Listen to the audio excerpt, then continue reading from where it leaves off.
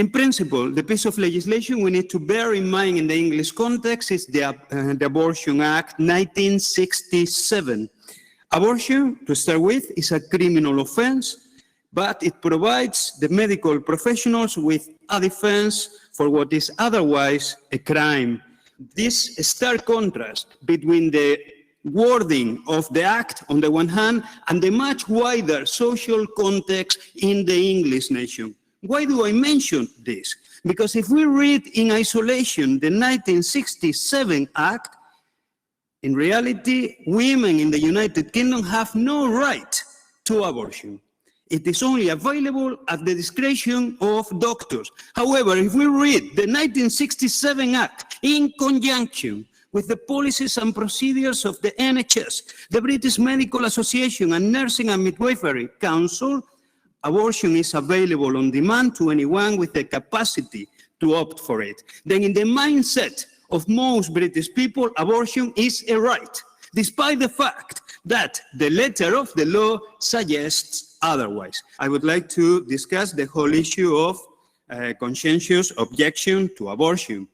The piece of legislation of 1967 recognizes such a possibility. There is a right for doctors, nurses, and others to opt out of direct involvement with abortion.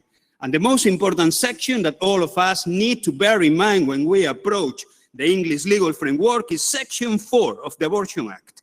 No person shall be under any duty, whether by contract or by any statutory or other legal requirement, to participate in any treatment authorized by this act to which he has a conscientious objection.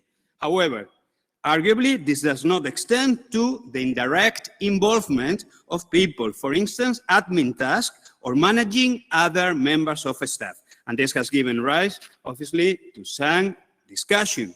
And the second important aspect that needs to be taken into account is the wider cultural framework.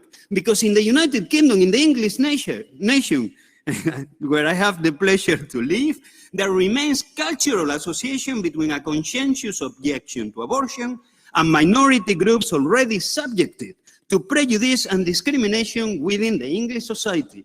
The whole idea of conscientious objection to abortion is linked with Roman Catholics, Irish people, those of Irish heritage, Polish people, those of Polish heritage, and Muslims.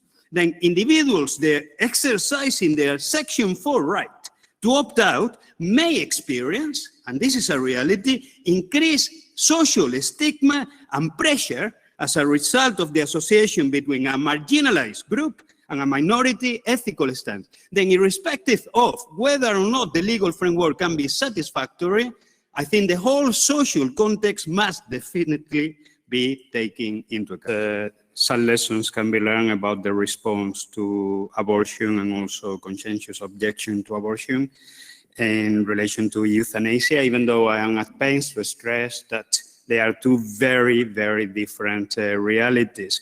But it is quite clear that irrespective of whether or not we consider that Section 4 of the Abortion Act is satisfactory, whatever provision is made in relation to euthanasia will only be effective in protecting individuals if it is implemented within a supportive culture, and that shouldn't be underestimated. More subtle social pressures and also in the workplace are much harder to address. We need a proper social debate. One way of minimizing this would be to have an honest and very respectful social debate, framed in a way which acknowledges that there is a scope for compassionate people to disagree on these issues. I think that's crucial. Looking ahead for a long euthanasia, if it finally takes place in the United Kingdom, we shall need a good legal instrument, but also we need to rely on the cultural element. And as indicated, the promotion of the value that those who dissent from any new law are not deviant, narrow-minded, or lacking in compassion.